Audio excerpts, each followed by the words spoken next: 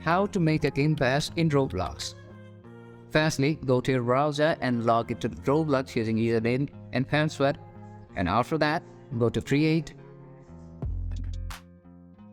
And here you can see your experiences. Tap on one of your experience, and here on the left hand side, click on associated items, and you can see passes option.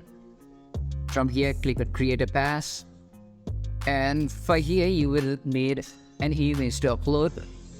You can upload any image that you have, and after that, click on create pass. And after creating the pass, click on the pass again and click on sales, and make sure to toggle on the item for sale and place your price here, and you will be earning 70% of your price and 30% will be taken by Roblox.